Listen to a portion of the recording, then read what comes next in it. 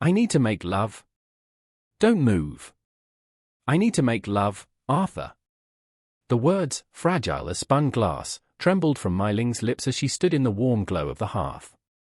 Outside, a Christmas Eve blizzard raged across the vast Wyoming landscape, burying the world in a shroud of white. Her delicate hands, usually stained with herbs and tinctures, adjusted the collar on Arthur Hayes's simple woolen shirt. Even in her modest dress, the beautiful Chinese widow possessed a quiet grace that seemed to fill the lonely ranch house, her fingers lingering against his chest longer than necessary. Arthur's breath caught. He was a quiet man who'd worked his failing ranch alone for 5 long years, never expecting the apothecary's widow to touch him like this, like she needed him. Mai Ling's dark, almond-shaped eyes burned with 18 months of desperate loneliness as she whispered again, I need to make love, Arthur. But I'm terrified. The lonely rancher stood motionless beneath her touch, the howling wind a stark contrast to the charged silence between them. What he did next would send shockwaves through the entire town of Frost Creek. But would this beautiful widow's forbidden confession destroy them both? And what was the lonely rancher hiding behind those downcast eyes that made him crave her quiet strength instead of seeing her as a fragile outsider? 3 months earlier, Mai Ling had stopped crying. The tears had frozen solid the day after they buried Wei, her beloved husband, killed in a rockslide in the silver mine. He had been a scholar, not a miner, but this new world demanded different sacrifices. For 18 months, she had existed alone in their small apothecary, grinding herbs until her fingers ached. If she stopped moving, if she allowed herself to feel, the grief and the crushing loneliness would swallow her whole. Mai Ling had learned early that the world wasn't made for a woman like her in a place like this. Too foreign, too quiet, too different. But Wei had loved her exactly as she was, called her his steadfast lotus, and when he died, she believed that kind of acceptance had died with him. The morning Arthur Hayes first walked into her shop changed everything, though she didn't know it yet. A deep, racking cough had settled in his lungs, and he stood in her doorway with his hat in his hands, snow melting from his worn boots onto the floorboards.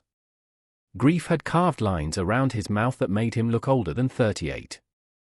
His wife, Mary, had died 5 years back, taking their stillborn child with her. The town whispered he'd lost a part of himself that day, working himself numb on that failing ranch just to keep from remembering. But when Arthur looked at Mai Ling, he didn't look past her like most townsfolk did, or stare with unwelcome curiosity. His grey eyes met hers straight on, and something in her chest that had been frozen for 18 months cracked just a little. Heard your remedies work better than anything the doc prescribes, he said, his voice raspy from the cough but steady and respectful. It made her want to weep for reasons she couldn't name. They are from my home. Old ways, she managed, wiping her hands on her clean apron. Please, sit. As she prepared a steaming mug of herbal tea, Arthur spoke not of his own ailment, but of the town, the coming winter, the way the snow settled on the pines. He spoke to her like she was a person, not a curiosity. This man spoke with a kindness that seemed a language he'd never forgotten, even after everything he'd lost. This will help the cough, Mai Ling said, her voice soft. Drink it slowly. Arthur's lips quirked into something almost like a smile. You have a gentle way about you, then, softer, it's a welcome thing. Something warm bloomed in Mai Ling's chest.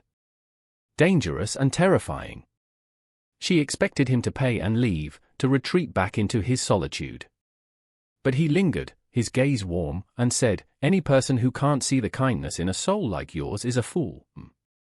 And I've been called many things, but never that. His hand brushed hers as he took the small packet of herbs she offered, his touch warm and solid, and Mai Ling forgot how to breathe. Nobody touched her casually anymore. Nobody reached for her like she was something other than a foreigner or a tragic figure. That will be 10 cents, she whispered, her voice gone rough. Arthur pressed the coins into her palm, his fingers lingering against hers in a way that made her pulse hammer wild. I'll be back, he promised.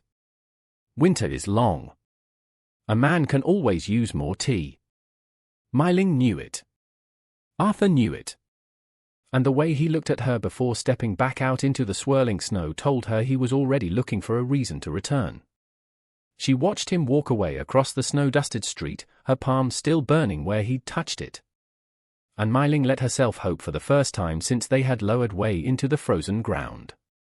Maybe, just maybe, she wasn't done being seen after all. Arthur came back in 3 days, with a perfectly sound explanation of a sprained wrist from a fall on the ice. Mai Ling saw him coming up the street, and her heart did something stupid.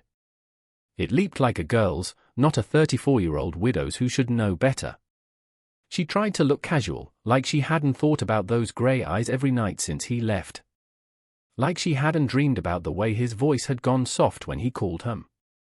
He unwrapped the bandage with a wince that wasn't entirely convincing. Took a spill near the barn, he said, meeting her eyes with something that looked almost like nervousness. Thought you might have a liniment. Mai Ling looked at the wrist, looked at Arthur, looked back at the wrist which showed no swelling or discoloration. It is so, she said, fighting a smile. Arthur's ears went red. Well, it's a bad sprain, he amended. Figured it's better to be safe. The lie sat between them like a gift, and Mai Ling felt something in her chest unfold, warm and terrifying. He'd invented an injury just to see her again. Come inside, she said. I will prepare something. The visits became a rhythm after that, steady as a heartbeat.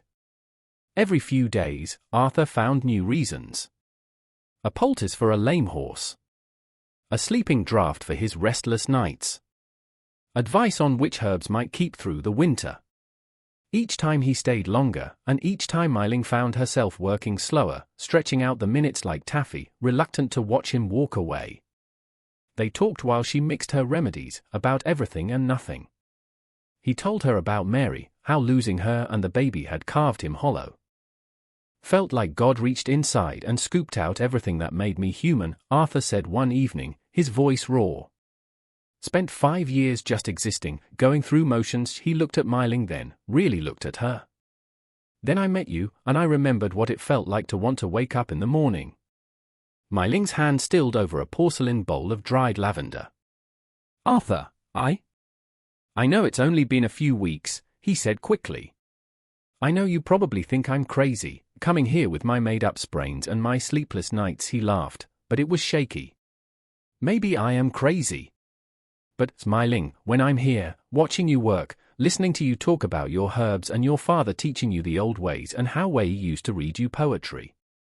His voice cracked. I don't feel alone anymore. And I haven't felt that in 5 years. The small apothecary suddenly felt too small, too warm, too full of everything Mai Ling had been afraid to want. She set down her pestle with hands that shook. Wei was a good man, she whispered. He loved me as I am. Called me his steadfast lotus, and never once made me feel like I did not belong. Tears burned her eyes. I do not think I will find that twice in one lifetime, Arthur. I do not think the world works that way for a woman like me. Arthur stood up then and moved closer, and Mai Ling's breath caught because he was looking at her the way Wei used to, like she was everything.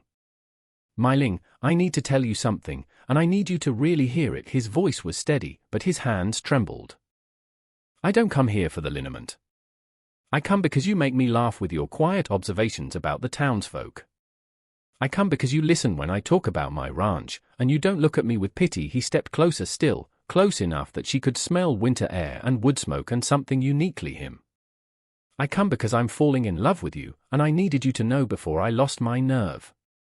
The world tilted. Mai Ling grabbed the workbench to steady herself, certain she'd misheard, certain this was some cruel dream. Arthur, I am, the words tangled in her throat. A foreigner, a strange woman, an outcast. All the things she'd been made to feel her whole life. You are, Arthur's voice was gentle. He reached out and cupped her cheek with heartbreaking tenderness. Mary was from here. Knew everyone, belonged everywhere. Hair like sunshine, his thumb brushed her cheekbone. I loved her with everything I had, Mai Ling. I'll always love her. But you, his voice broke. You are not a burden. You are exactly enough. You're what I didn't know I needed until I was drowning. And you threw me a rope without even knowing it. Mai Ling pulled back, fear cascading through her like ice water. This was the moment it would all fall apart. This town will crucify you, Arthur. They already whisper. They will make your life hell if you're seen courting me. And for what? For a woman who will only ever be an outsider? A woman who brings nothing but suspicion. Let them talk, Arthur's eyes blazed. Let them whisper. Let them make my life hell. You don't understand. My life is already hell, the words exploded from him, raw and ragged. I wake up alone in a house that's too quiet. I eat breakfast alone. I work myself until I can't see straight, just so I'll sleep without dreaming about graves too small for a baby who never got to live. Tears stream down his face now, and he didn't wipe them away. Then I met you, Emiling, and for the first time in 5 years, I want to wake up. I want to eat breakfast with someone. I want to dream about something other than death. He grabbed her hand, placed it against his chest, where his heart hammered wild and desperate.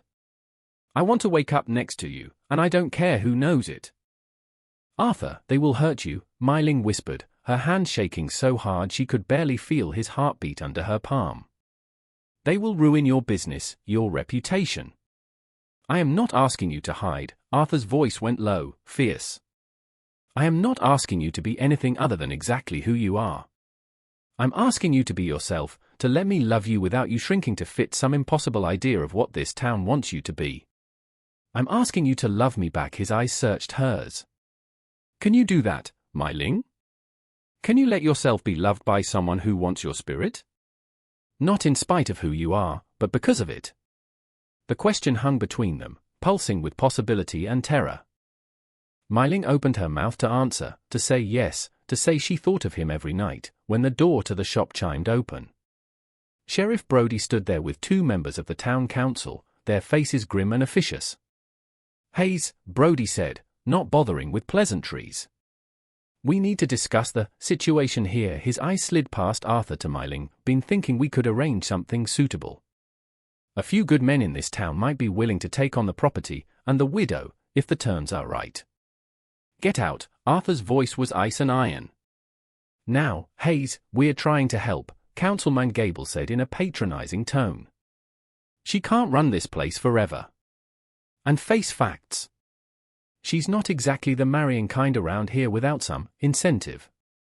I said get out. Arthur stepped in front of Emiling, shielding her, and though he was not a large man, his presence was formidable.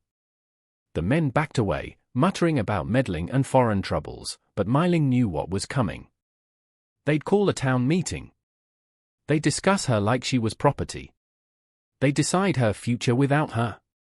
Arthur's hand found hers in the ringing silence.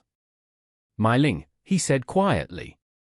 My plan was to ask you to marry me. But I think I need to do something else first. His jaw was set in a way that made him look dangerous. I think I need to remind this town that you are not property to be managed. Arthur, what are you? But he was already walking toward the door. He turned back, his eyes holding something that looked like rage wrapped in righteousness. Christmas Eve, he said. The church service. Be there, Emiling. Because I'm about to shock the entire town of Frost Creek, and I need you to trust me when I do. Then he was gone, and Emiling was left standing in her shop with her heart hammering and the terrible, wonderful certainty that everything was about to change. The Christmas Eve service was packed. Ranchers, shopkeepers, their wives in their finest wools. All gathered to sing carols and celebrate the birth of the Savior, while casting furtive glances at Emiling, who sat alone in the back pew. She wasn't invited, not truly. She was the subject of their gossip, not a part of their community. But she came anyway, her jaw set, watching them. Just as the pastor began his sermon, the main doors creaked open. Arthur Hayes walked in, his face carved from stone, and the room went silent. He moved down the central aisle, straight to the front. Pastor, forgive me, Arthur said, his voice ringing clear as a bell. The pastor stopped, mouth agape. Arthur turned to face the congregation, his eyes finding Emiling at the back, and something in them made her knees weak. We came here tonight to talk about hope and grace, Arthur began. But I've heard whispers in this town that are the opposite of both. Whispers about a good woman, treating her like she is a problem. Like she is property, the room erupted in gasps and murmurs. Arthur raised his voice over the chaos. My Ling is not a problem. She is not a situation. She has more courage and dignity in her heart than this entire town combined. He walked down the aisle, the crowd parting as he moved toward My Ling. Every eye followed, every breath held. She is also the woman I love, Arthur said, his voice carrying to every corner. The woman I intend to marry, if she'll have me. The gasps were audible now. Mrs. Gable clutched her pearls. Sheriff Brody's face was a mask of disbelief. Arthur reached My Ling where she stood, frozen in the aisle, and without hesitation, without shame, he dropped to one knee in the worn floorboards of the church, in front of God and everyone. My Ling, Arthur's voice cracked but held steady. I'm not much. I've got a failing ranch and a broken heart that's just starting to heal. And I know these people will make it hard on us. He pulled a simple gold band from his pocket. But I love you. I love your quiet strength, your gentle hands, the way your eyes see the man I want to be. I love that you make me want to live again. Tears streamed down his face. I'm not asking you to change. I'm asking you to be my wife, my partner, my steadfast lotus. Marry me, My Ling. Let me spend my life proving you are not an outsider. You are my home. The silence was deafening. 300 people held their breath. My Ling looked at Arthur, kneeling before her, at the ring sized for her delicate hand, at the town that had spent 18 months ignoring her. Her voice came out broken and beautiful. Yes, then louder, fierce.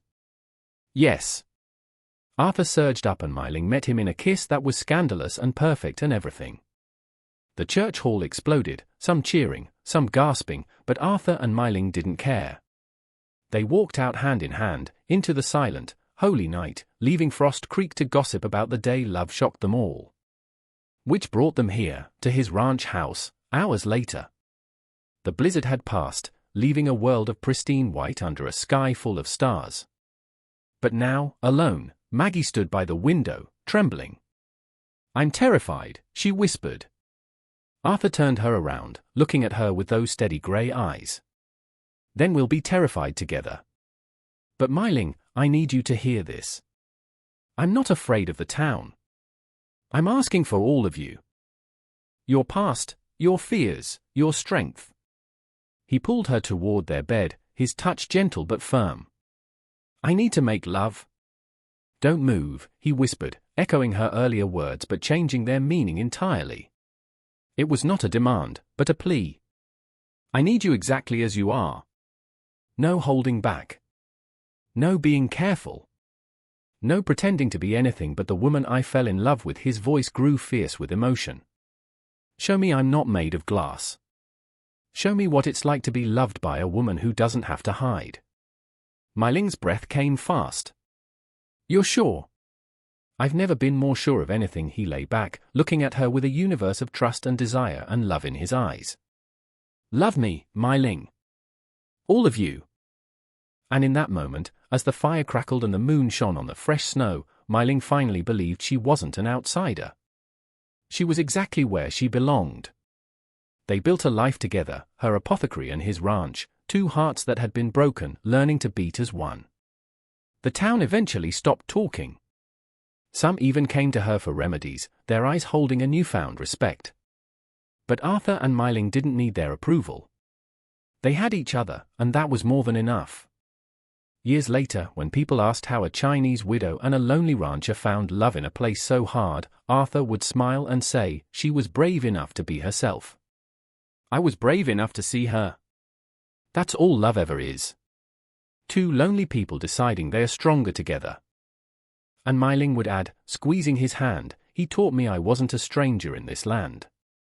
I taught him he didn't have to be alone in his heart. That's the real story.